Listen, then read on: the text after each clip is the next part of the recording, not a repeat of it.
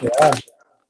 Good evening, everyone. Good evening from Campbeltown, and welcome to the first tasting of our Virtual Malts Festival.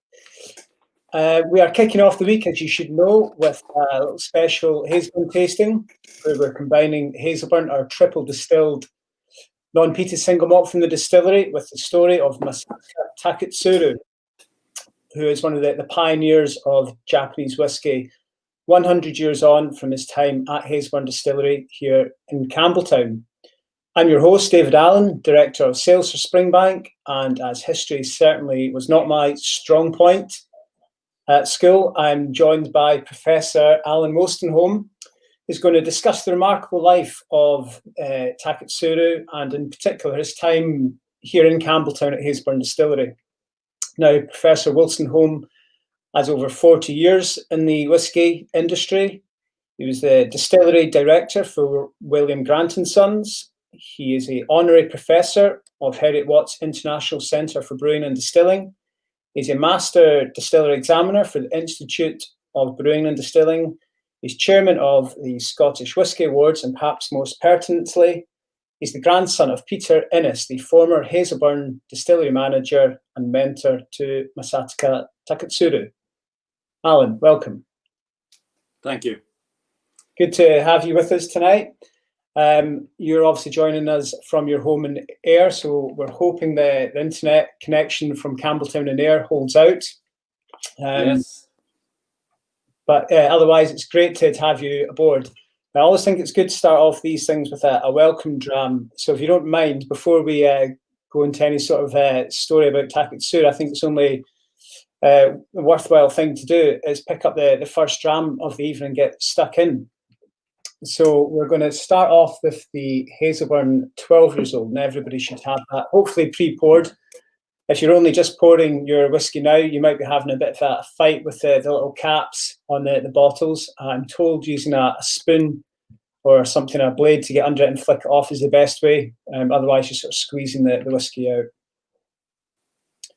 Now, this Hazelburn is going to be a special limited edition release in early 2021 is what we're aiming for.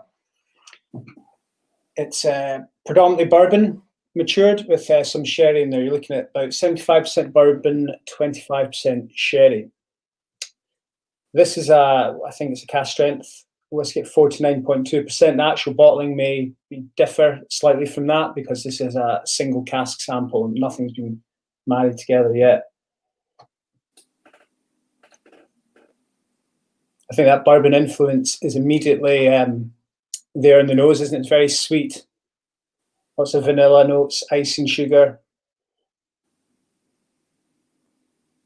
Even a bit of sort of lemon zest. Now, for everybody that's joining us, please, you should be able to comment, and we should be able to see your comments up in our sidebar.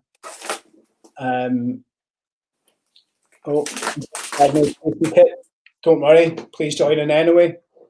Fascinating stories, or I don't, but certainly Alan does, and it'll be a bit of a history lesson for us all.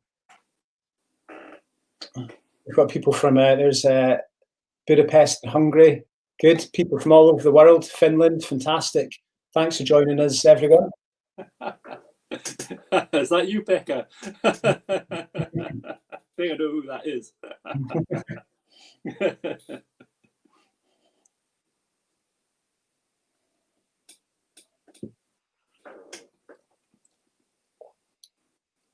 Yeah, definitely very sweet Hazelburn.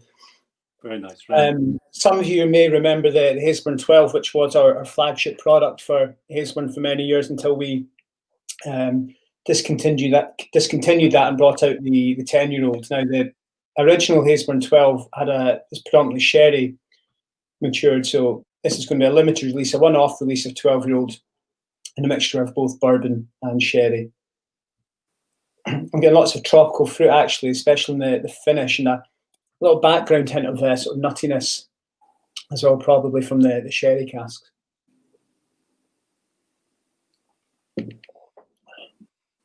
This Glen Scotia tasting sounds good. I'm staying. There's always a joker in there.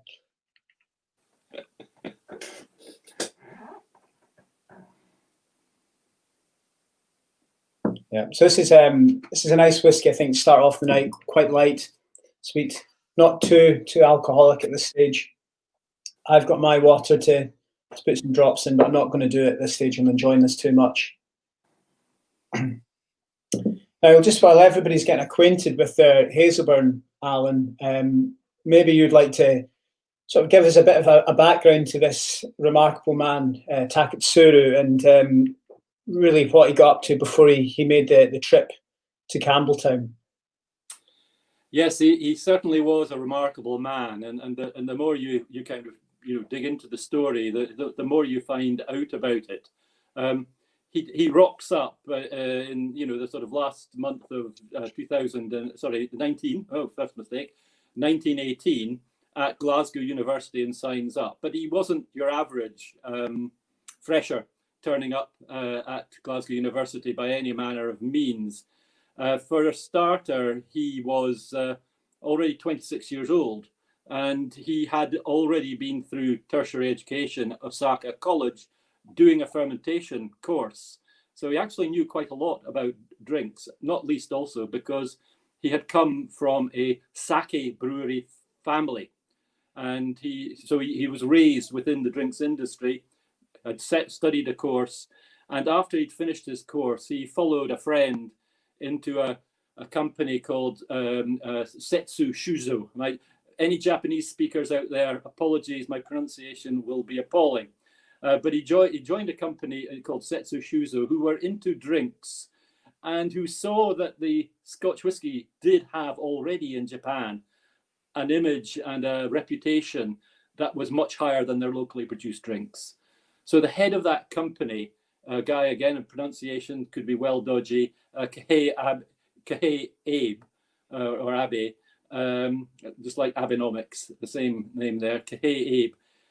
He was the boss of the company, and he said, well, we better find out how to make something more like Scotch whisky, because that is where the money is.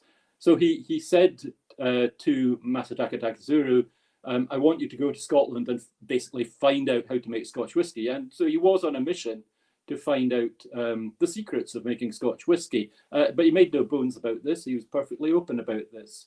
However, to get here, he left Japan in July 1918. Now, although much wasn't going on in the Pacific anymore, the Great War was still raging.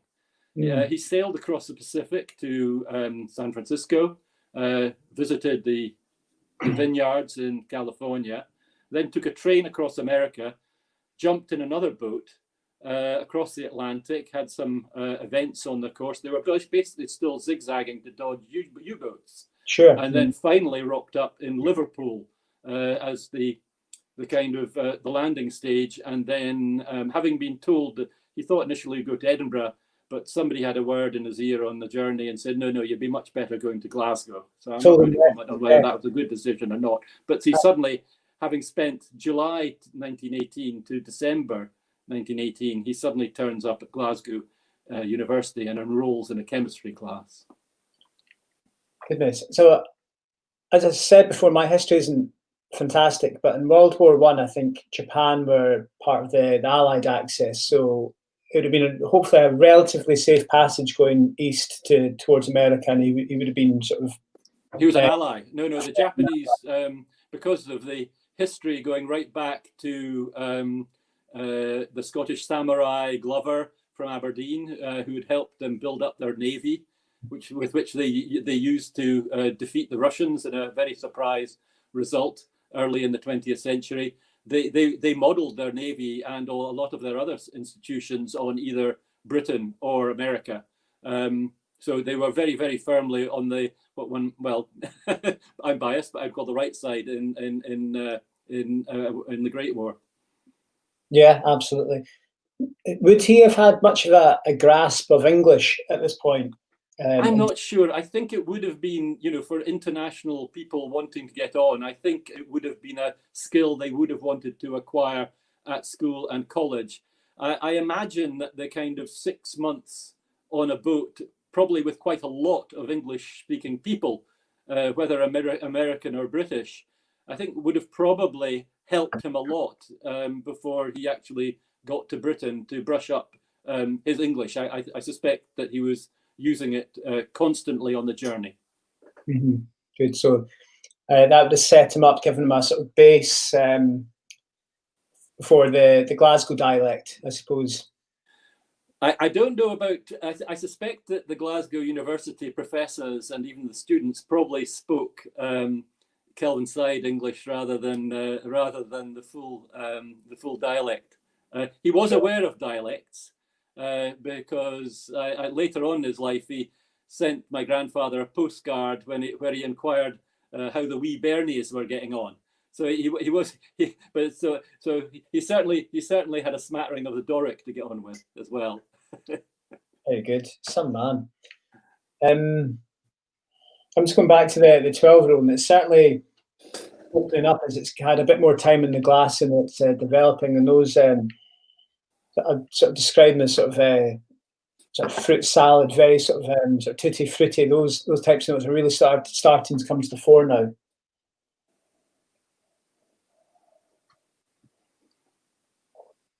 It's a very pleasant dram. I put a little water in it. I prefer to, sort of drop the strength a little bit, but it's very sweet and it's got quite a long finish as well. No difficulty drinking this at all. Yeah, I think we're it was a very good sort of dram to kick things off with. So that should be released in early 2021, all going well. It'll be a 12-year. It should be a similar retail price as the Hazelburn Sherrywood that we do every year as well, and that should be available worldwide.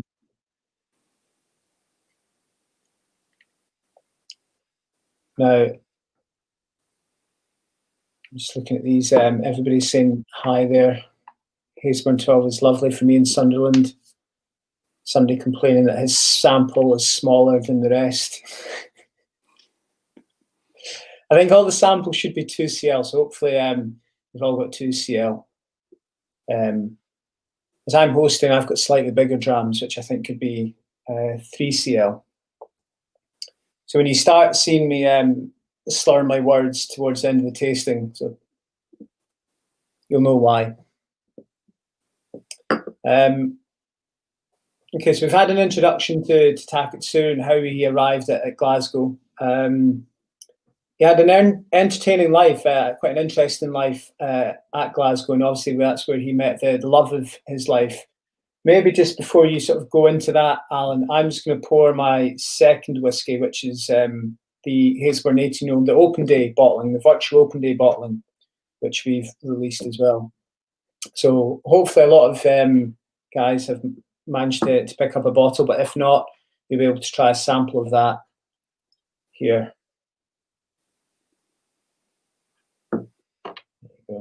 So the open day bottle is an 18-year-old made up with 4 bourbon barrels, fresh bourbon barrels.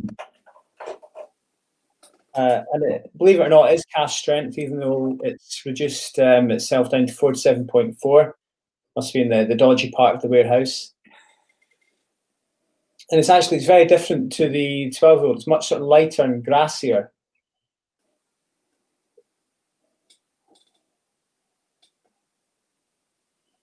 I'm getting sort of the sort of pea pods and stuff in the nose.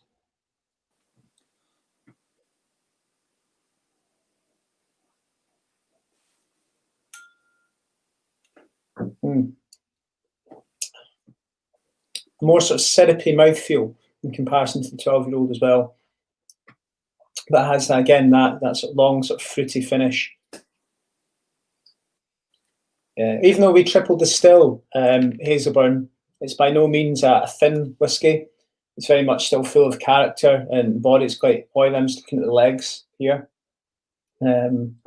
So we've tried to do a lighter style of Campbeltown whiskey. It still retains that body, that character, which I think is very important for us.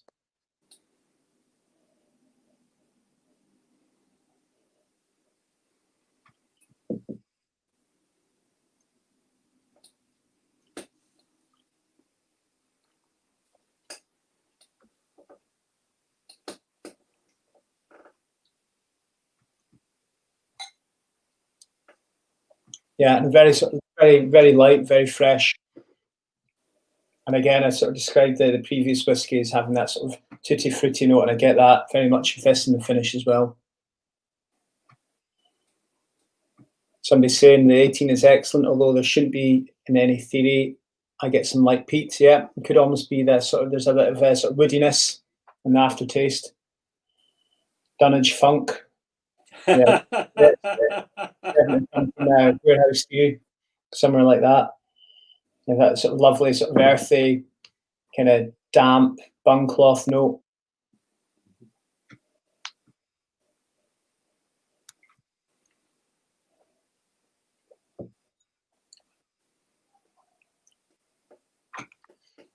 Yeah, so there shouldn't be any peat influence in Hazelburn. You know, it's triple distilled and non-peated, only non-peated whiskey we do. And it is designed to be a very accessible whiskey in that respect, but hopefully still imparting that sort of that body, that character, which I think this actually does very, very well. So while we're enjoying our 18-year-old Open Day bottle, Alan, maybe you can tell us a bit about Taketsuru's time in Glasgow, and you know what he got up to, and how he met his future wife. Yes, well, as I mentioned, he signed up for the University of Glasgow chemistry classes as a kind of a non-graduating student. He didn't intend to take the exams. He was just sitting in the classes, and later on he did the same thing at the Technical College, which is now Strathclyde, for an organic chemistry course. But he wasn't interested in getting a degree.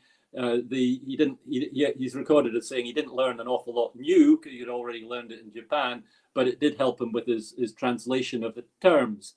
Obviously, a sort of young, debonair, good-looking foreigner would have created a little bit of a flutter and a stir in Glasgow, because there wouldn't have been many people, foreigners, or nearly as many foreigners those days as there are now. The first contact he had with the Cowan family was actually through another sister called Ella, who was studying medicine at Glasgow University at the time. And she took him home, I'm sure with a kind of slightly triumphant air of, look what I found, and introduced him to the family. Now, I don't know where exactly he was staying, but it became obvious that the Cowan family were in slightly straitened circumstances. I'm not an expert on it. There are others, including surviving relatives who know a lot more about the Cowan side of the story than I do. But basically, the father, who had been a doctor, had died in his late 40s, unexpectedly, obviously very young. So they were slightly in straitened circumstances.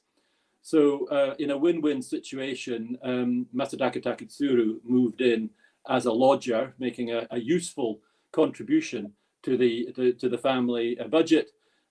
He also had the ability it's recorded, to have taught the young son some jiu-jitsu. So that would have no doubt come in handy for the lad later on. But he also sort of shared musical sort of preferences with the elder sister, who was the one we know nowadays as Rita, although her given name, her baptized name, was actually Jessie Roberta. But for some strange reason, she decided she preferred to be known as Rita. I was going to ask you about that, because in any sort of literature I've seen, she's always known as Rita, but she is sometimes referred to as Jessie, and but there she is, very glamorous, very 20s, looking quite. I'm always going to say flapperish with the short hair. Yeah. I think this is probably a photo from slightly later on than 1920 itself. I think this is a slightly more mature Rita, but nevertheless, obviously, sort of. No wonder that a chap in a faraway country and a bit lonely might be not totally disinclined to taking a shine to her. I think that as the year went on, the relationship developed until it became quite serious. The background, again, to the unfortunate sort of circumstances of the Cowan, and particularly Rita, was Rita had been already engaged, but her fiancé had died during the Great War in the Middle East. So she was, recovering from this, one of the many millions who had to recover from the tragedy of the First World War, having lost, a loved one. Mm-hmm. Yeah, it had been sort of very strange times. The country was still very much, the war was coming to an end, and there'd be, I guess, lots of people in a similar position to the Cowans, having sort of lost loved ones, and you'd almost think perhaps treating foreigners with a bit of suspicion, I guess. So, for Taketsuru to come in and sort of be so well received into a family, was he a bit of an extrovert, or was he an introvert? Do you know anything about his character? I'm not sure. He seems to me to have been pretty serious-minded and pretty responsible. He certainly no sign much in his early life of being, so much of a riotous liver or a drinker or sort of partying or anything like that. I think he may have also partly just been, after being lonely for almost about sort of many months, and to be received into a family, I suspect he found it very, very rewarding, and probably he maybe even felt like a sense of responsibility, or that he was in a situation where he shouldn't let them down, and by all this sort of thing, all I'm sure played in. But as again I say, I would rather defer the knowledge of the Cowan family to the Cowan family themselves, who have surviving members who are also sitting on a cache of what someday some researcher hopefully will manage to unearth, which is the letters that Rita wrote throughout her entire life, both when she was at Campbeltown, I'm sure, but also later on when she was in Japan. Well, of course. So are the Cowan family still sort of based in Scotland? Or yes, I'm not an expert on it. I'm aware of one great nephew called, I think, Harry Hogan, who still lives in the Kirkintilloch area. But I think there's a few more. Maybe some of them will pop up and correct me if I make any mistakes. Yeah. Well, we can watch the comments and see if there's any Cowan Hogans come up. Yeah. Fantastic. Good.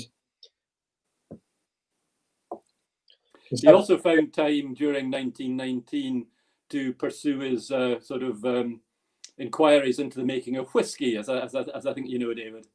Mm-hmm. Shall I mention his foray north? So, in my own notes, I've got that he spent a fortnight in Bo'ness. No, but that was later on in the year. But in April, he managed to jump on a train. He tried to get some arrangement made, but he had failed to get a specific distillery arranged. But he jumped on a train and got on had to change Nairn or somewhere, and got to Elgin. And when he got to Elgin, he was on a mission, and he'd obviously made contact with this chap before. Yes, I'll come back later to that photo. His first port of call in Elgin was to find a guy called Nettleton. Now, Nettleton is a fairly famous guy in the whiskey history for having written a very substantial tome, which I'll wave a copy of it at you now just to show how heavy it is, called The Manufacture of Whiskey and Plain Spirit. It's very, very detailed. So he was an expert. He'd given evidence in the Royal Commission, what is whiskey trials of about 1907 to 1911.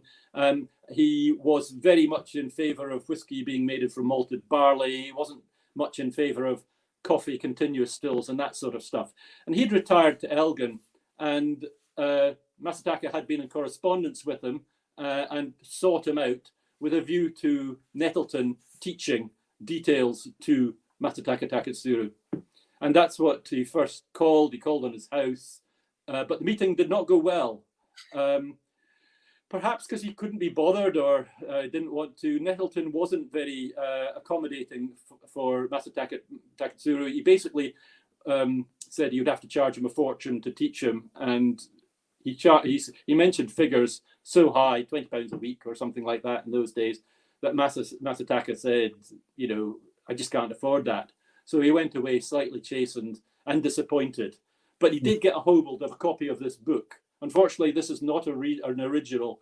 This is a reprint done by the estimable Ian Buxton. But it's a fine reprint, and every detail, including going down to the detail of what size of house you need to build your Heisman, which was a precursor to setting up a distillery.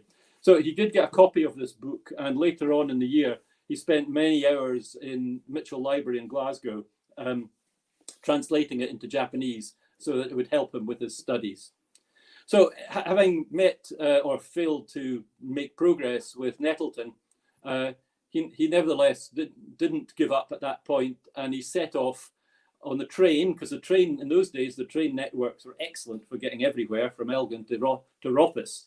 Mm-hmm. And he wandered up and down, I think it was a weekend he arrived, he wandered up and down the main street in Rothes and found to his delight that he could just kind of wander into Glen Grant and Glen Rothes, and nobody bothered in the slightest, and they could chat. He wouldn't have been the most inconspicuous person sort of wandering into a distillery at that time as well. They drew the line at putting him up in the hotel. They didn't. The hotels in Rothes were not very friendly. He'd hoped maybe to move from his hotel in Elgin, the station hotel, which was a bit dear, to something a bit cheaper. But the hotels in Rothes weren't that wild about him because he was a stranger. Oh, really? Yeah. So he went. And the next day, he again by train, he caught the train and got off at Longmorn Glenlivet. And for those who don't know the area in detail, Longmorn is about halfway between Elgin and Rothes. And there he was received very civilly. He spoke to lots of people. The picture that popped up, he managed to spend about 5 days there. The first picture is him with his coat on, fantastic coat. And he's standing beside the maltman. And he was delighted that he was allowed to go into the maltings and help shovel the malt. And if anybody has ever shoveled malt, they know that anybody that turns up and want to shovel malt is very welcome in a floor maltings. I think it's also... Just, Alan, on the subject of the maltings, you'll maybe know that we run a whisky school every year, and the Monday morning, these whisky school pupils who have flown in from all over the world and managed to get to Campbeltown, stay in the B&B on the Sunday night, first thing they have to do on the Monday morning is shovel the malt floor, and it's hard work. Our guys make it look very easy because they're used to it, but I haven't done it myself even. I know it's very hard work. So good on Taketsuru for getting involved there, I think. Yes, and I think if you look at that photo again, I must admit the first time I saw the photo and I saw the ankle length coat, lab coat, I chuckled a bit and thought that's a bit over the top. But now, a couple of years ago, I was fortunate enough to get to Japan, and I was actually, it was arranged for me to visit a sake brewery. And what struck me was the incredibly high levels of cleanliness that are necessary for that process. And I think basically what you see here, Masataka Taketsuru, is wearing what he would have worn in a sake brewery. Yeah, it's interesting you say that about the Japanese distilleries. When we've had Japanese visitors from importers and customers come to visit, and we sort of take them into the distillery, and you take them up to the malt barns, into the barley loft, and there's a pigeon sort of flying about, and then these guys just can't believe that there's a pigeon on the loose in the loft. And you'll say something, oh, it's all right, the cat will get it at some point. And the reaction was sort of incomprehension. It was only when I went to a Japanese distillery, to Chichibu, and you had to sort of put these sort of blue things over your shoes, these overshoes, and it's all about the hygiene and pristine. I was like, okay, now I can understand the reaction. Yeah, so all the way back then in his full length lab coat, sort of certainly sort of makes sense. Yeah. So anyway, he was delighted that he went back the next day and the next day. So he was there for about 5 days in all. He was I think if you see the next photo, he got on well with everybody. In this photo, there's the kind of the director, the manager, the exciseman's wife, you know, and some of the distillery workers. And you know, he chatted to everybody. He was very pleased how open they were. He learned quite a lot about the details in those few days. And you know, at the end of the 5 days, returned to Glasgow, feeling that he had at least, you know, engaged with the proper detailed side of making malt whiskey. So yeah, he certainly had a good run around space side then. Indeed. Mm-hmm. Good stuff. I think we're probably ready to go on to whiskey number 3, and for anybody that's been to visit the distillery and been sort of hosted by myself, you'll appreciate I refer to the warehouse cask. Now, for me, this Hazelburn's probably my favourite, not just Hazelburn, but whiskey that we have that I've found at the distillery. It's one I'm very, very fond of. I know exactly where it is, and if I've got a visitor, I like to take them to this cask, just because every time it seems to get better and better. It's one of the very early Hazelburns. It was laid down in 1998. So we first started producing Hazelburn back in 1997. So this cask is from 1998. So it's one of the oldest casks of Hazelburn we have, and it's in Warehouse 3, which is one of our Dunwich warehouses. I believe my notes should say somewhere regauged at around 54%. So it's kept its strength very well throughout that time.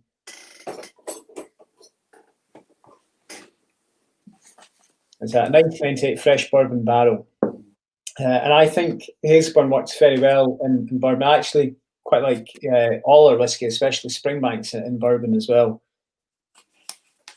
Probably not my favourite cask type, but this is this Hazelburn for me just it's very different to anything else we have at the distillery. Very, very sweet, very sort of sweet, syrupy, very fruity. Sort of notes of peaches, lots of soft fruits coming through.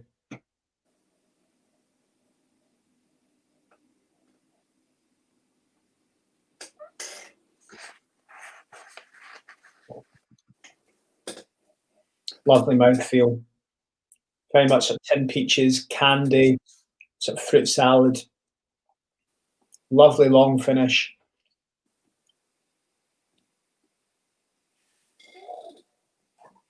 Yeah, for me, justifiably, I think one of our best whiskies in the distillery in Warehouse 3. Finlay, our director of production, is probably going to give me a ticking off for telling people that this is in Warehouse 3. It means everybody that comes to the distillery is going to be hunting it out.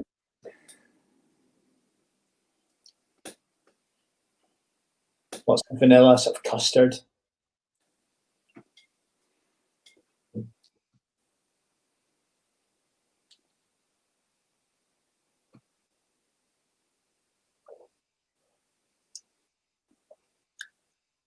Yeah, that's all right, isn't it?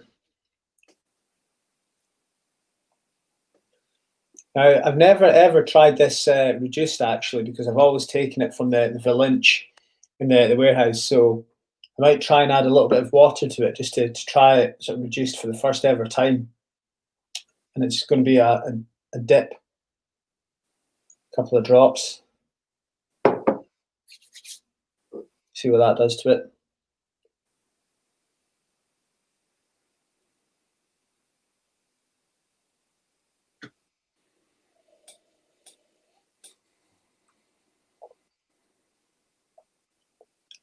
Not much. I probably didn't put enough water in it. But to be honest, for me, at 54%, it doesn't feel like it's at 54%. You don't get that sort of harsh alcohol sort of sting at all. Let's look at some of these comments. I'll happily be an accessory to that crime. You know, I think there could be a plot underway to try and steal this cask. Finlay, we need to move this cask somewhere else, or even better, bottle it for the Springbank Society.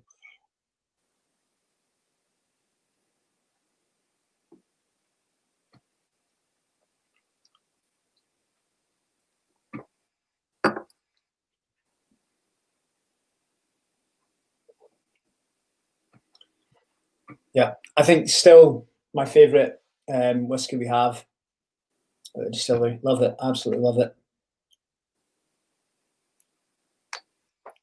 I'm going to keep a little bit in my glass as I'm trying to go back and see how they develop over a bit of time.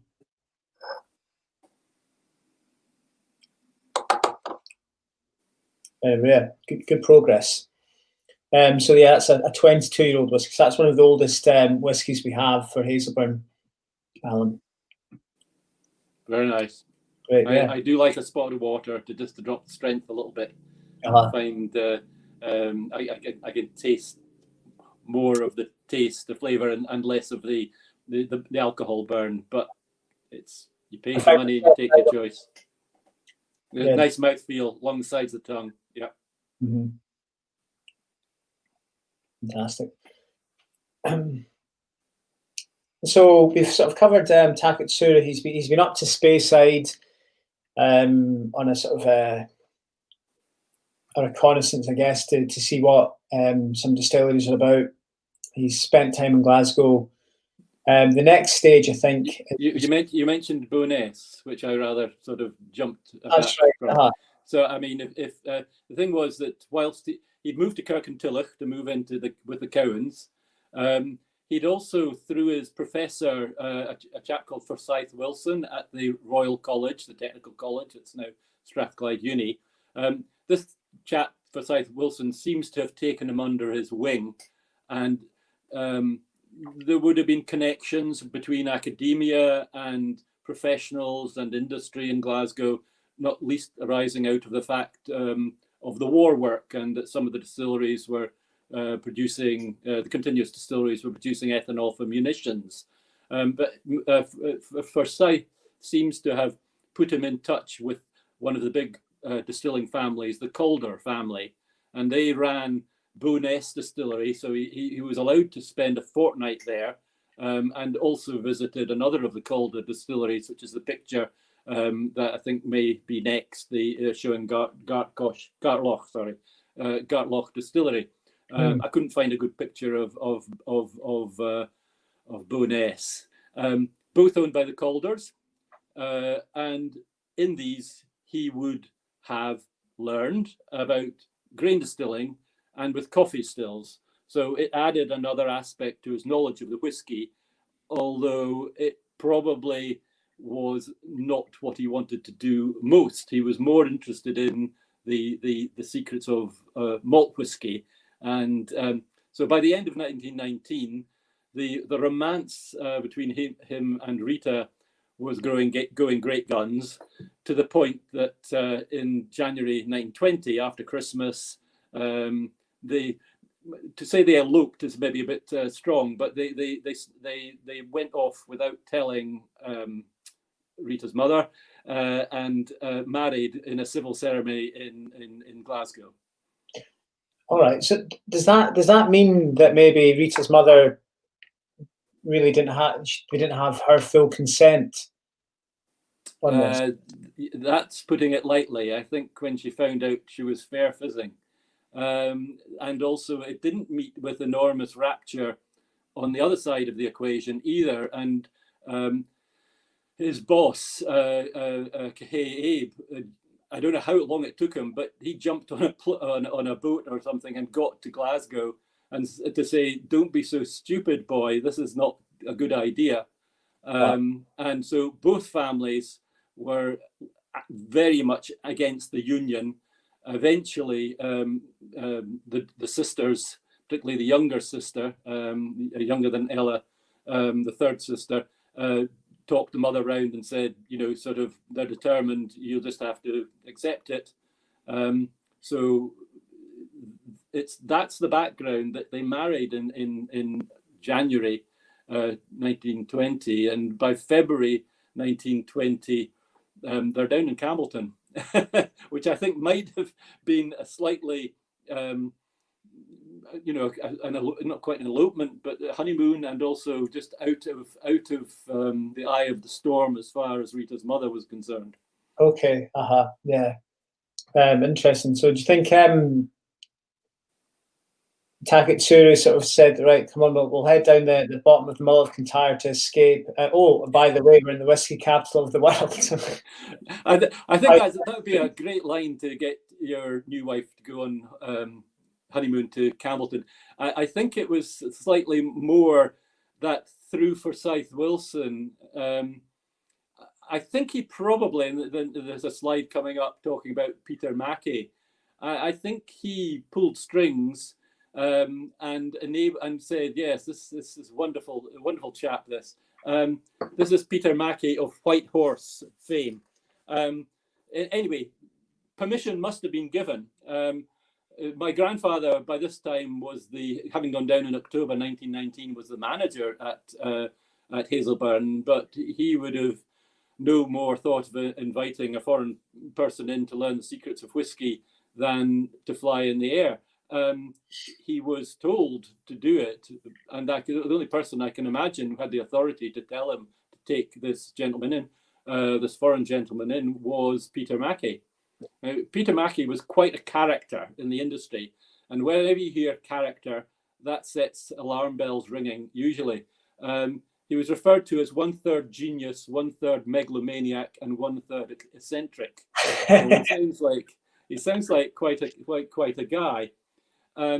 He had come out of Lagavulin in the sense that his family owned Lagavulin, and his uncle had been in the business, and he'd taken it over. He'd founded the White Horse brand. He also owned Craigellachie Distillery as well, and he, in I think 1918, had got the opportunity to buy Hazelburn pretty cheap. Now, after the Great War, the whiskey industry was going through one of its cyclical, although we haven't seen it for a few years, cyclical downturn where everything was gloom and doom. It's against the background of at that time, the struggle that was going on between the grain distillers, exemplified by DCL, the malt distillers, both in Campbeltown and up in Speyside, and the blenders who generally owned the branded products as well.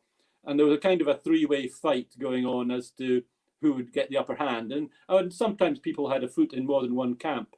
And certainly Peter Mackey owned malt distilleries and had a good going brand in White Horse. And so when he saw the opportunity to buy Hazelburn in 1918, he did with an eye to improving it. He put in a Porteous mill and expanding it, and basically hopefully getting the quality back to what he wanted to put in his blends and also to sell into the marketplace. Great. So he's in Campbeltown through Peter Mackey. Apparently, yes. Apparently, he's been allowed to go down there, and I think it might be worth saying just a little bit about Hazelburn. Although you have kept the brand going, which is brilliant, and the trademark, the original buildings are all of 400 yards away, maybe quarter of a mile. Certainly, if you're down in Campbeltown, the Hazelburn Distillery, now there's a Hazelburn Business Centre, which is basically the old Hazelburn Distillery, and yeah, you're from Glengyle, where we produce Kilkerran. You probably could throw a stone if you've got a hefty right arm over from one distillery over there. Absolutely, 200 or 300 yards, I think. So anyway, Hazelburn at the time had been set up in the early 19th century. It was reckoned to be the biggest distillery in Campbeltown, which obviously had a large number of distilleries. Bernard visited it in the late 1880s and commented on what a big distillery it was and how well it was going. But it's slightly fallen on hard times, the depression of the First World War. There was also pretty much a kind of prohibitionist tendency by stealth going on, by the duty being raised enormously. Lloyd George was a temperance proponent and was trying to stick it to the Scotch whisky industry every chance he got. So it was hard times. Peter Mackie saw an opportunity for a bargain, bought up Hazelburn, but then decided he had to do something with it. I think there is a photo coming up which shows a wonderful old pack, or it's probably a picture of Hazelburn itself floating around somewhere. Yeah, I think maybe Nathan can pop that up into the screen. There you go. There was an earlier plan. Sorry, I should have said plan. I should have said, yeah, this is it.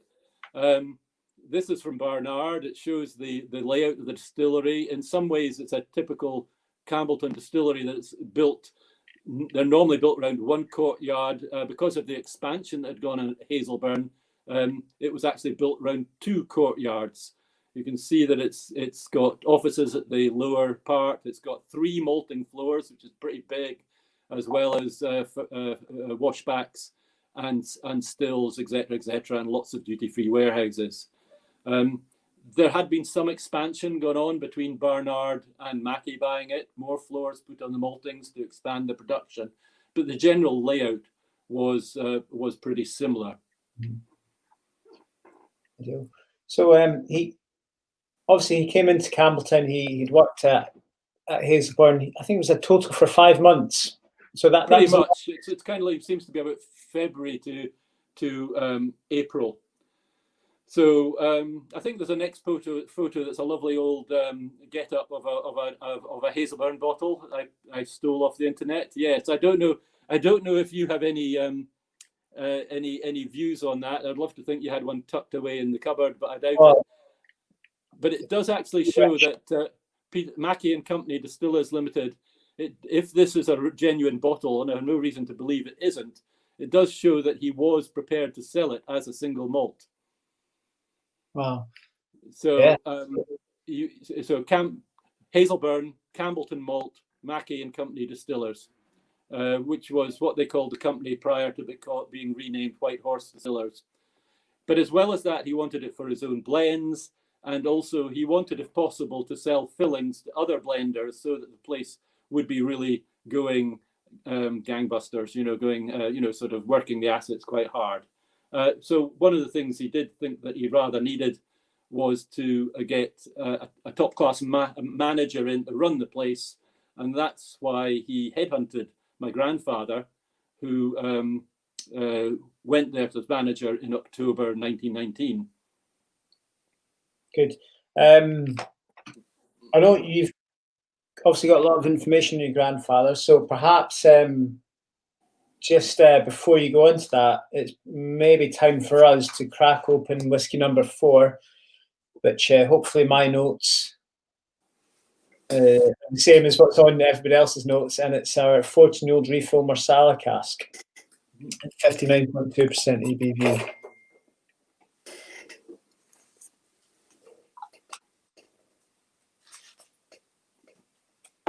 So this is just one of those rogue casks that we have in the warehouses. At Springbank, we have it's some Hazelburn in a cask of refill Marsala. It's not as if there's an abundance of these casks that we can do a future release.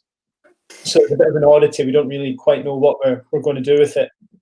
A single cask. So putting it into a Hazelburn tasting for our Virtual Malts Festival seemed like the right thing to do, to get as many different people to try it as possible.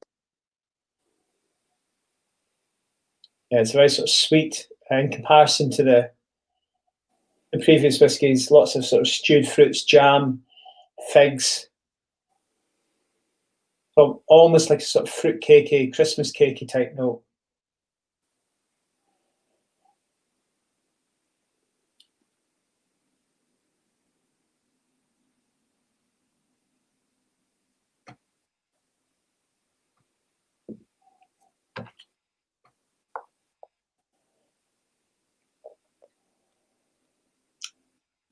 Wow, for Hazelburn, huge finish.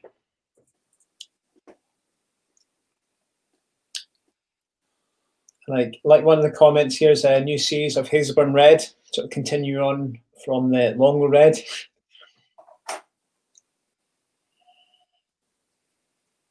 Now, for me, I normally prefer Hazelburn, our lighter style of spirit and bourbon. But I must say, I'm enjoying this Marsala cask. I might put a couple of drops of water in there.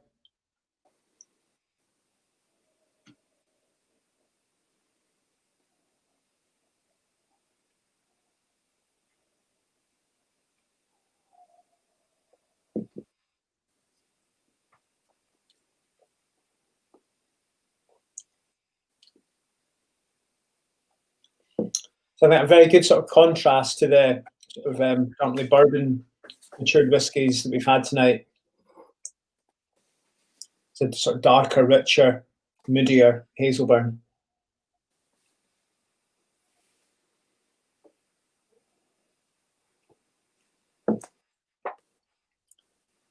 I didn't put enough of my sample bottle into that one, so I'm going to have to pour a bit more in.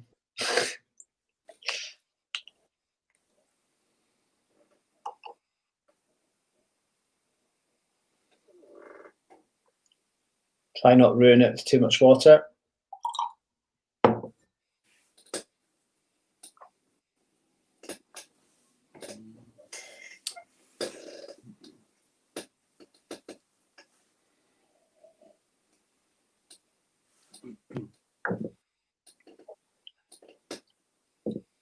Yeah, so I think that's a really interesting Hazelburn, very different from what we've tried before.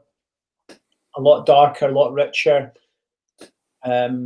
and exactly what we want to see when we put spirit into different casks. You know, this point of difference, and I think this is a really good example of that.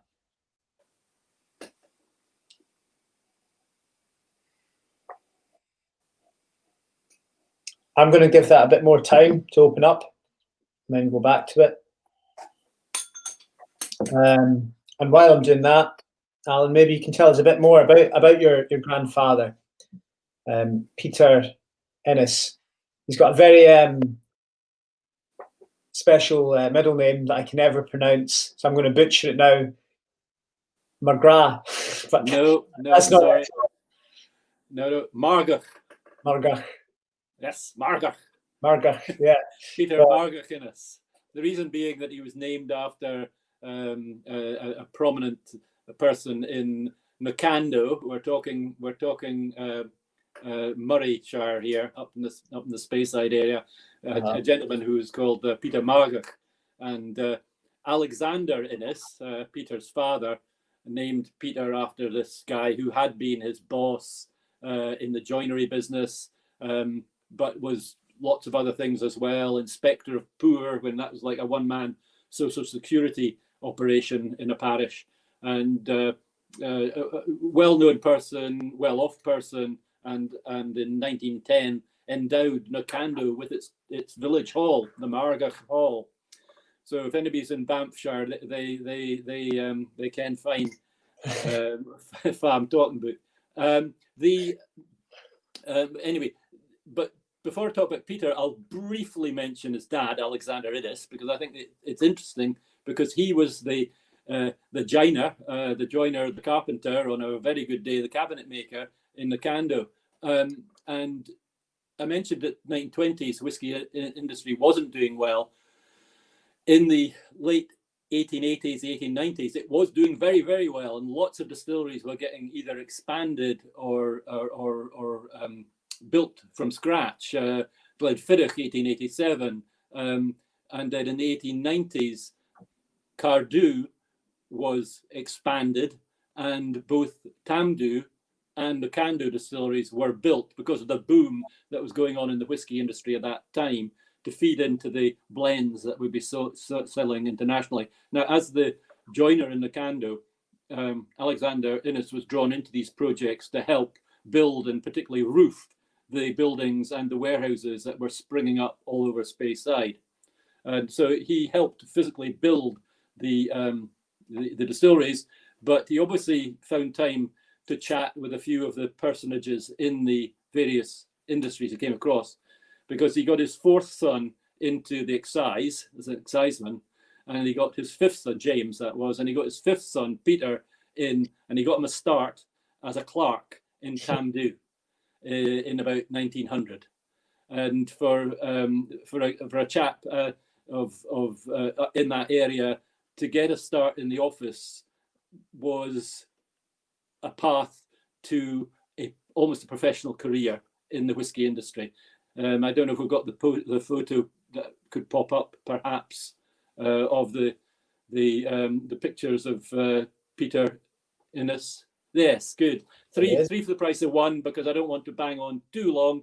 But if we start at the one on the well, my left hand side, the obviously younger man who is very conveniently leaning on a cask that says the Highland Distillery Company, 1902 Tamdu, which is a pretty early photo from that time. He was into photography himself, and he probably either got somebody to take this photo or put it on a time shutter.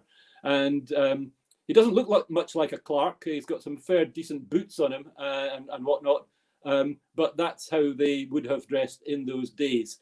As he got on over the next decade, he learnt from the manager at the distillery, a chap called George Reed, who was a very experienced distiller, and he got a very good education in distilling from the manager, George Reed, at Tamdu. Unfortunately, the industry went up and down, and eventually Tamdu went silent, which meant he had a job to do. And he got a job down in Glasgow at Yoker Distillery at the end of 1913, 1914. Unfortunately, he had, on a whim earlier in 1911, joined the Territorials as a soldier, a volunteer soldier in the 6th Seaforth Highlanders. So when the unfortunate nastiness kicked off in Europe in September of 1914, he was called immediately to the colours, and after a bit of training in Bedford, found himself out in France in the horrors of the trenches, which lasted for the rest of 1915 and into 1916 before his time was expired, and he went back to working at Yoker, producing alcohol for munitions manufacture. Yoker being a grain distillery to the sort of west of Glasgow, Clydebank way. The later photo is more is an older chap. I think it was actually from his time in Campbeltown, showing a much more ample figure of a man, older and obviously not doing too badly for the time. Yeah. Fantastic. And if we pop up the next photo, if we have it, which is the photo of Hazelburn, what is left, it's now council offices. If you can cast your mind back to the plan we had, the bit marked in red is that bit, and that's left.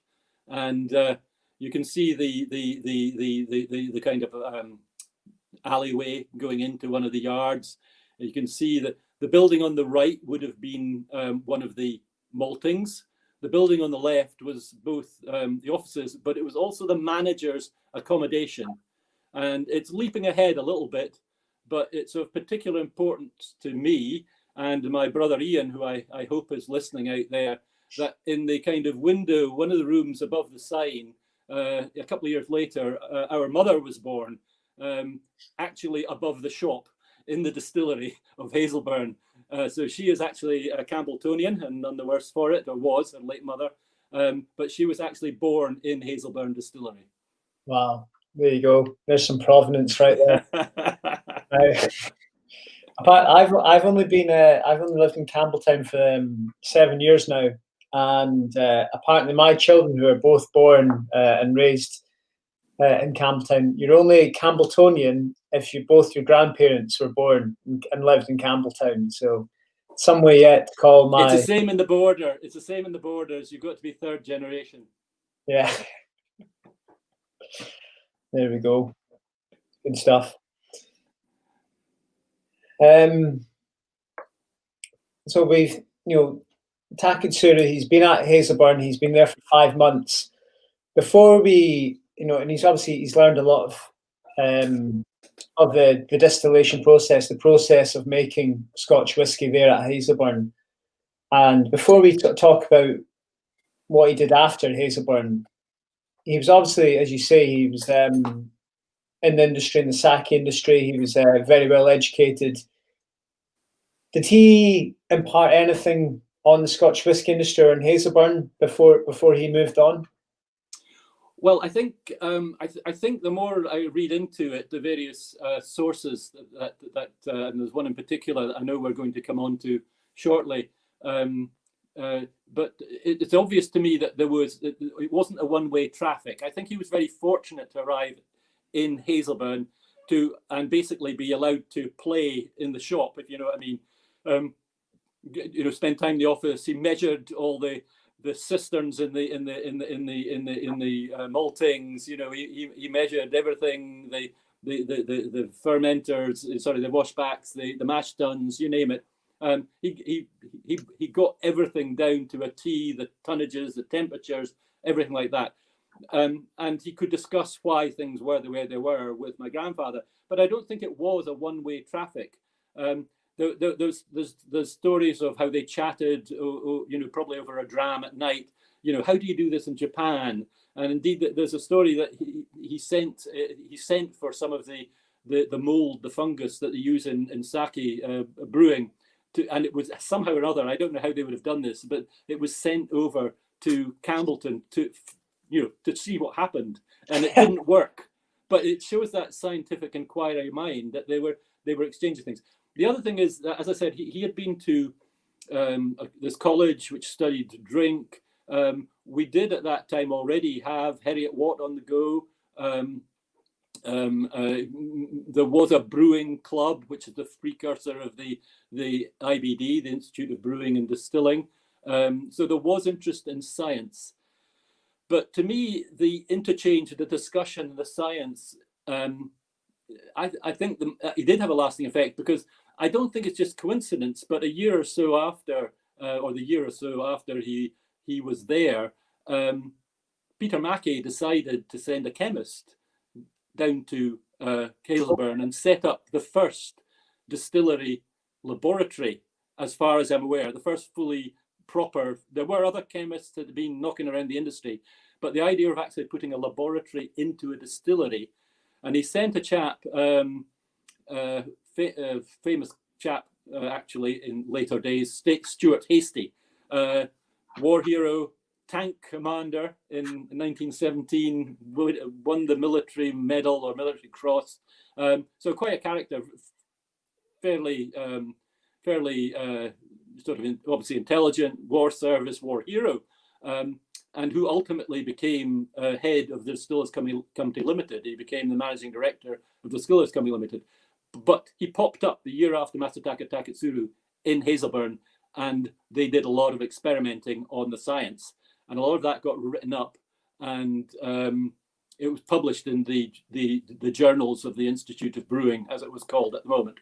So I think was a slight legacy from the time, the excitement, the interest on the science side. I think it was engendered by Masataka Taketsuru's visit to Hazelburn. Yeah, I think that does make sense, because generally in Campbeltown in the 1920s, the distilling industry was on the decline. So for somebody to invest in new projects, new laboratory at that time seems more than a coincidence, I think, especially after his time there. So yeah, I think you're right. You could be on something there. Well, I think my grandfather left Hazelburn in 1923 because he was sent by Peter Mackey to take over another distillery he'd bought, that's Cragganmore up north. But Hazelburn eventually shut in 1925. By that time, Hasty was back in Glasgow, but I have seen a reference to the fact that Hasty was sent out to Hazelburn to recover all the laboratory equipment and bring it back to head office in Glasgow. All right, okay. There you go. Good stuff. Right, I think I'm ready for whiskey number 5. I'm sure everyone that's watching is also ready. So whiskey number 5 is our Hazelburn Sherrywood. This is the next edition of the Hazelburn Sherrywood. We try and do one of these every year. So this is the next release. And I can reveal for the first time ever, exclusively here on our tasting, that it's going to be available in the UK on Friday to purchase. So not long to wait to get your hands on a bottle of this. This is a cask sample from the vatting of the Hazelburn sherry. The samples at 50%. I can't remember off the top of my head what the final bottling is. 50.3, something like that. This is a fresh Oloroso cask. Now, I noted that the colour of this was what I would think to be fairly light for a fresh Oloroso cask, but if I can grab a bottle actually, on the final bottle, and all the casks have been sort of married together, it's much darker than what you'd expect. Yeah, 50.3 says it on the bottle. So this is going to be available in the UK on Friday. I can't quite remember, I'm not up to speed, if who else is going to have it in Europe. It won't be any further than Europe, certainly on Friday.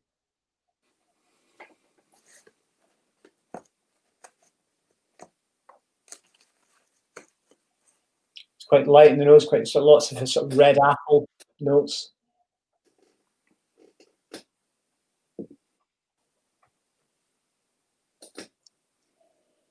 Oh wow. And the palate, it's much darker in the palate and the finish than it is in the nose, certainly. In the nose you have these sort of red grapes, raspberries, and it's much darker, much richer on the palate. You've got your marzipan, your prunes, dark chocolates are almost very sort of sticky. Yeah, somebody's saying great creamy mouthfeel. Yeah, I agree.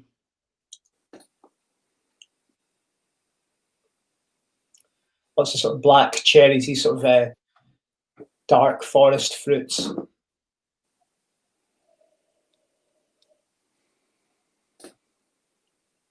Somebody said, could we ask you to release your entire stock of Hazelburn before Brexit? I think we'll do well to get the Hazelburn sherrywood out before Brexit. Can we have our fish? Can we have our fish as well? Yeah.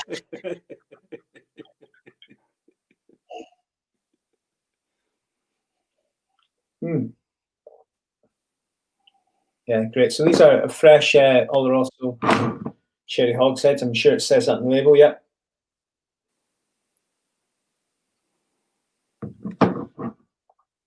Good. So, Alan, yeah, we do one of these. Our core product, our flagship whiskey from Hazelburn is a 10-year-old, which is matured exclusively in bourbon casks. So every year we do a sherrywood matured, in sherry casks. Oloroso sherry casks as well, different age, different ABV. So this one, the sample that everybody's trying is 50%. The final bottling is 50.3%.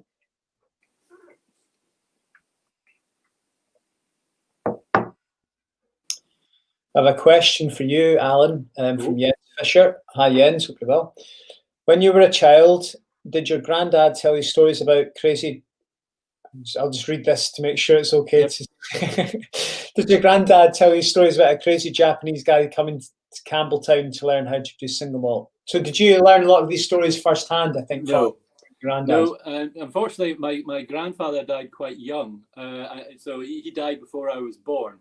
But I did get quite a lot of stories from both my mother and grandmother, who held him in incredible high regard and talked about him a lot. It had been such a tragedy for my grandmother when he died at the age of 50. Partly, I think, because of the privations he'd had in 1915. They were one of the worst winters on record. They were sleeping in tents, on the Western Front, when they weren't in the trenches itself. So it played havoc with his health. So he did die very young. They talked a lot about him. They didn't talk a lot about or make much reference to Masataka Taketsuru, although there were one or two family photos which have now been lost. I remember seeing them, but I didn't really know the significance of the guy at the time. And also, because it wasn't that far after the Second World War, where unlike the First World War, they decided to go with the opposition, which was particularly in our family a sore point. My father was actually a prisoner in the Far East, that yes, so that would have precluded the discussion of that, because, and also, was it really a good idea to be having taught the Japanese how to make scotch? It was a moot point, so it wasn't really broadcast very much. And to some extent, finding out about the story, I've mostly found out most of it over the last decade by a bit of a kind of detective trail and finding it from various sources. Particularly, the easiest and main source was a wonderful book by Olive Checkland called Japanese Whiskey, Scottish Spirit, or something similar. Okay. Late Olive Checkland. That provided a lot, although it's not the only source. And since then, I've found other sources which tied in with bits of evidence, one or two pieces of Japanese things, like a page turner. Why have we got a Japanese page turner? Oh, it's obviously been a little gift, at some point. Yeah. So things like that. And then it started making sense. My mother, as a kind of child about 8, is dressed up as a little Japanese girl. Oh, really? At a fancy dress party. And you go, oh, I don't think that was a coincidence. No, definitely not. Good job. So we've got Taketsuru and Rita. They've survived Campbeltown. He's learned. He's prospered. He's got this wealth of information. He's imparted some of his science onto Hazelburn, and written up in the definitive 100-page notebook, which I'm hoping might pop up on screen. Oh, perfect timing! Yes. Yeah, brilliant. So this is his notebook, 100-page notebook, for very detailed. Because back then he couldn't just jump on a plane back to Japan or a boat and then just rely on, can you send me an email of this and that? He had to take very detailed notes of everything he was doing. Now, I love that picture. And if you could flash it back up again, if you look at the middle of the picture, it's a wonderful diagram of a pressure relief valve on a pot still. If you look at the left-hand side and screw your head round 90 degrees, you'll see it's a wonderful example of a typical pot still on a coal furnace and with a coil cooling arrangement, and all the writing around it is details in Japanese about how the details about this work. This 100-page notebook is headed up. I've got a copy in Japanese. And he refers at the beginning of it to it as his Campbeltown report of 100 pages. Now, my Japanese is not too good, but I'm glad to say, help is at hand. A Campbeltonian native, I'm not sure if she qualifies on the 3-generation rule, but Dr. Ruth Hurd of Imperial College is translating the 100-page notebook.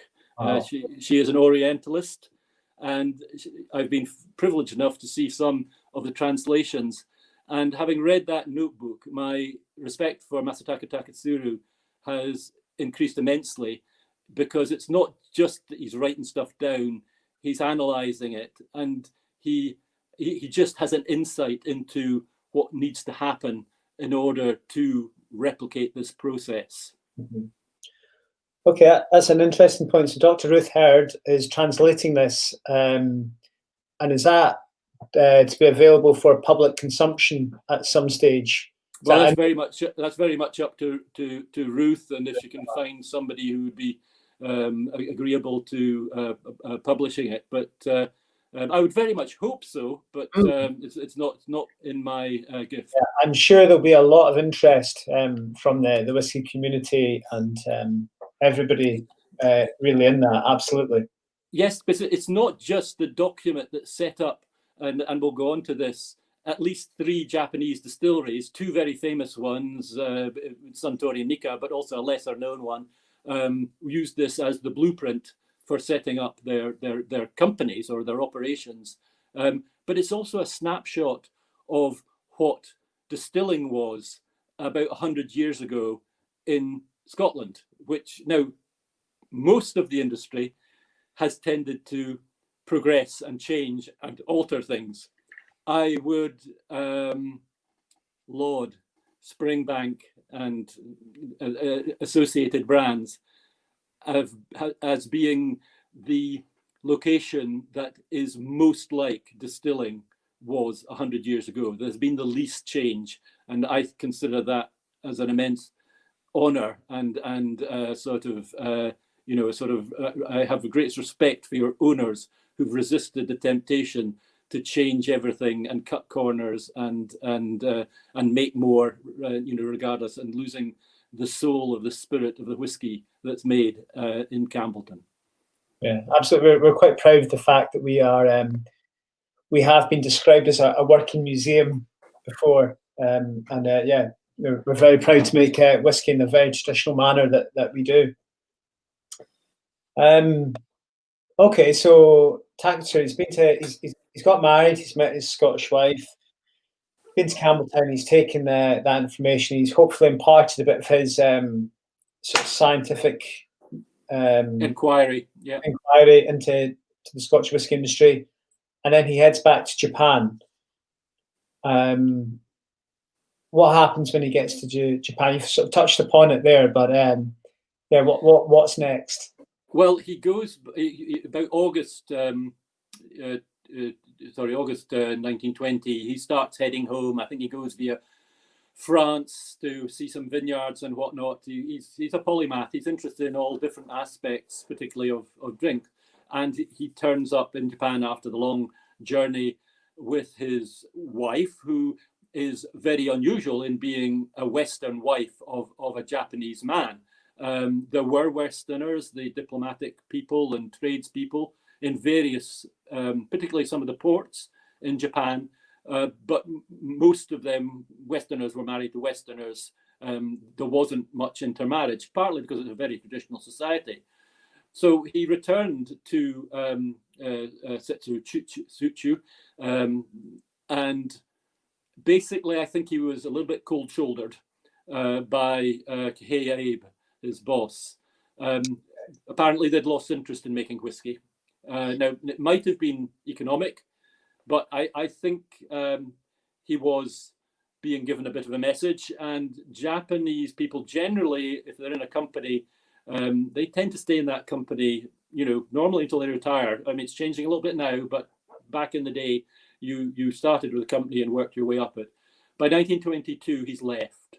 He's left that company, and he and Rita are both teaching. So Masataka Taketsuru is teaching chemistry in Japanese to Japanese people, and Rita is teaching English to Japanese people, and that's how they're making their living. Goodness. Okay, so at this point, it sounds like it's not quite going to plan, and we've got this wealth of information. This is reminding me of Who Do You Think You Are? Yeah, they've been ostracized by their friends and peers at this point, and they've both ended up in the teaching profession. Wow. Okay.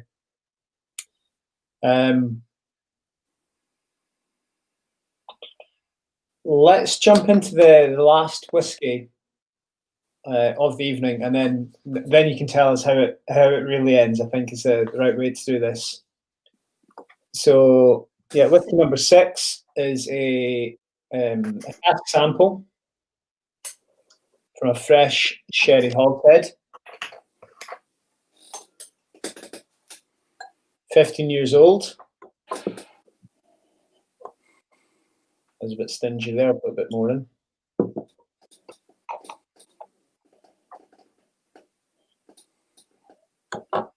I have to say, Alan, this is the first tasting I've done where it's been a sort of whiskey and a history lesson, and it's fascinating. I'm absolutely loving it. And I hope everybody else that's watching, which is what this is all about, is enjoying it as well. It's fantastic stuff.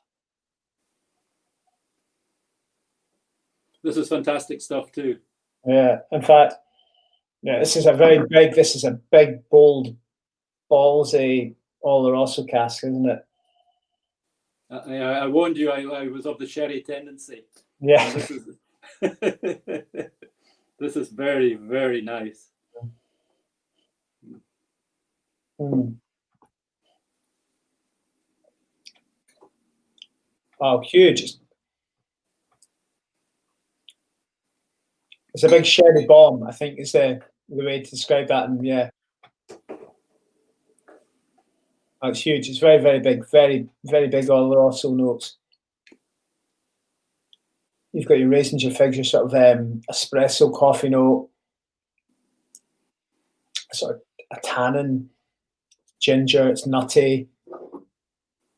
Just looking at the legs and that.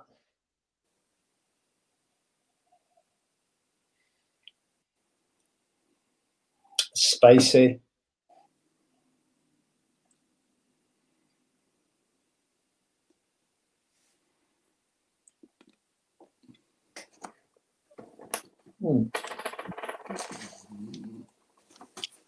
It's definitely a whiskey to finish the tasting on. Really, it doesn't leave much room for anything else.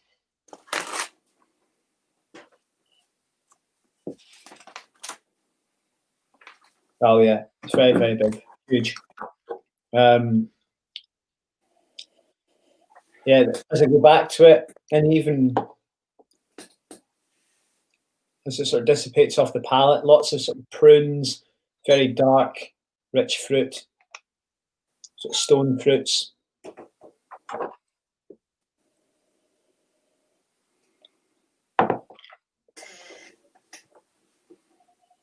I can understand as some people will say that the sherry, the cask influence has over-dominated the spirit. But I think it works really well, Hazelburn, in this type of cask. Yeah, why not? As the night's on, it's getting darker and colder. This is the type of sort of warming Hazelburn you want, isn't it?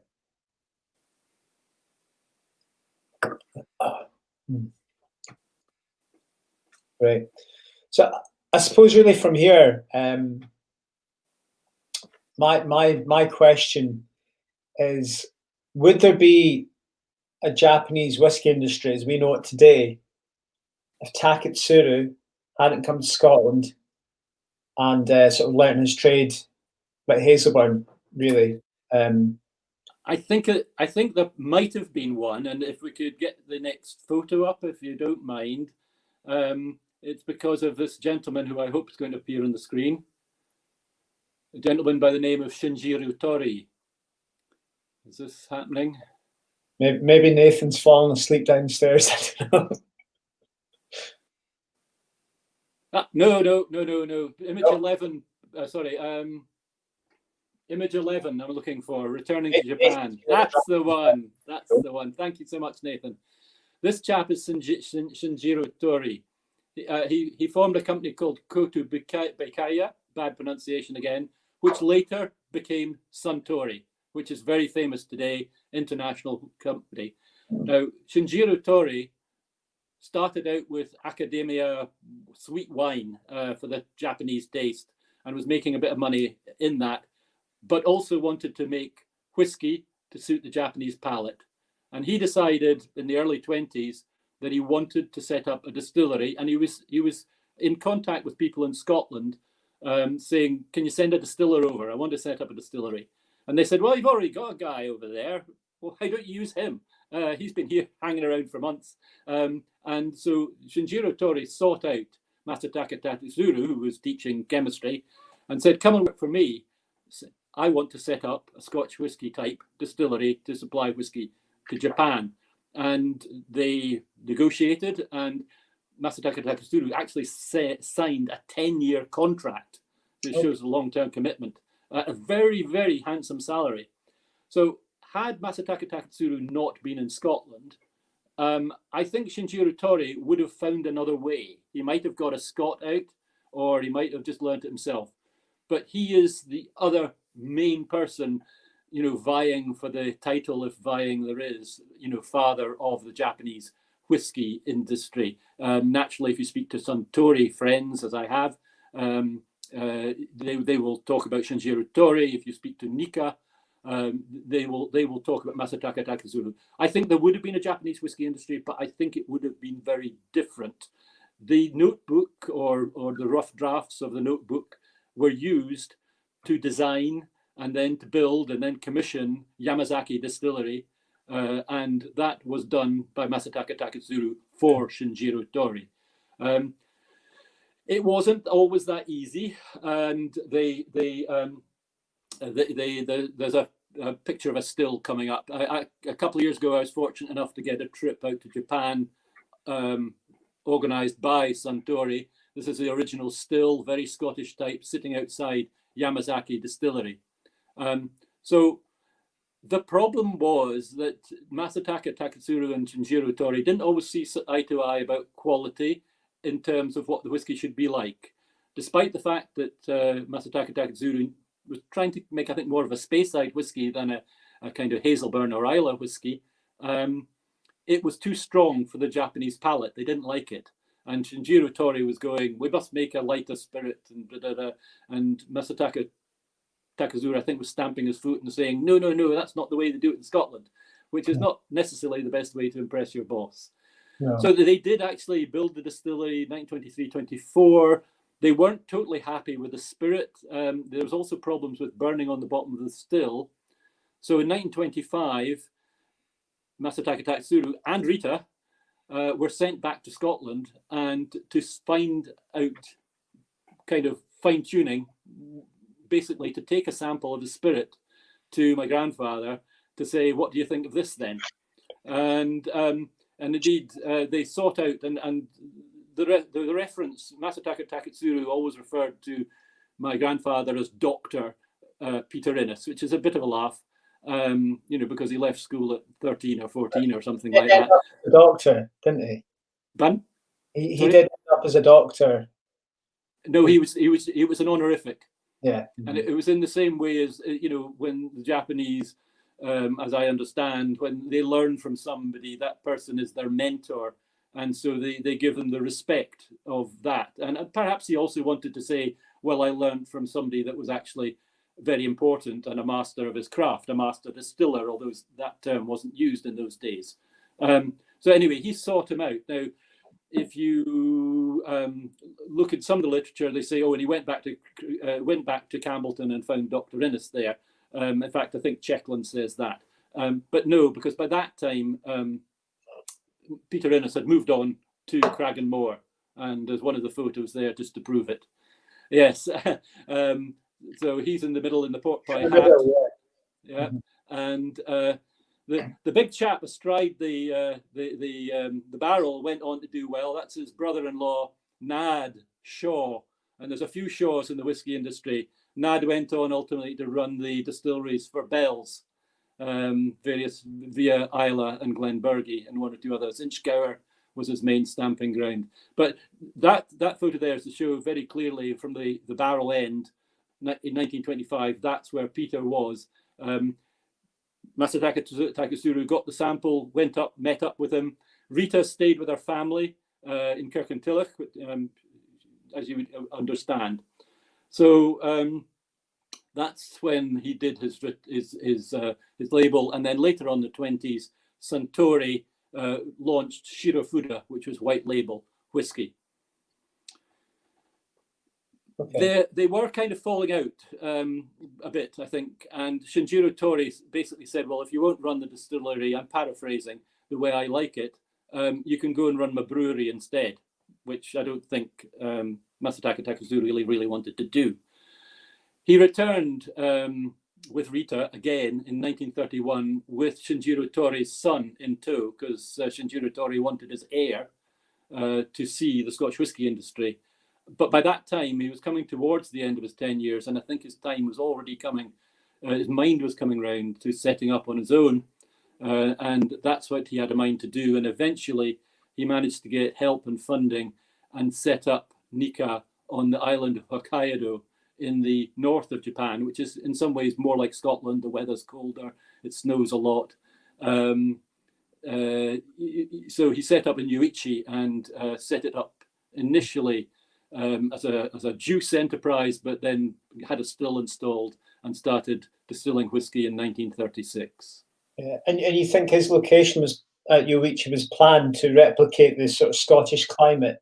Oh, totally. Even when the discussion was going on about Yamazaki, Masataka Taketsuru was pushing for a more Scottish-like environment.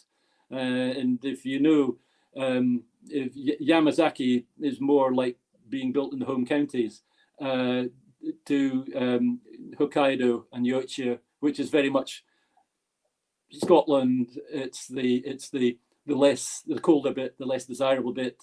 The natives are a bit more uncouth, all that sort of stuff. Fantastic. So he wanted to do that, but Yamazaki, Shinjiro Tori put his foot down and said, no, we're building it here, but when he got his own liberty, set up his own company, he deliberately went north to Hokkaido, even though it's off the beaten track, and founded his distillery in Yoichi. Mm-hmm. Good on him, good. Yeah, I think he must have taken some of that West Coast sort of determination, belligerence back to Japan with him to do that, and sort of dug his heels in. Absolutely. Brilliant. Well, we've gone through the 6 whiskies. We've had a fascinating insight into Masataka Taketsuru's life. I guess his time in Campbeltown, his legacy with the Japanese whiskey. Alan, thank you very much for your contribution tonight. I hope everybody else has enjoyed themselves. I'm aware we've been on for an hour and a half, so it seems like a pretty good time to get through the 6 whiskies and sort of tide this over. Thanks, David. Thanks for the opportunity. Thanks for the opportunity to taste the whiskey and to tell the family story. And I hope people have found it of some interest. And I do particularly like the whiskey, and particularly like the sherry bomb, the last one. So thank you very much. Yeah, it was a decent one to finish on anyway. I would say Slange. Slange.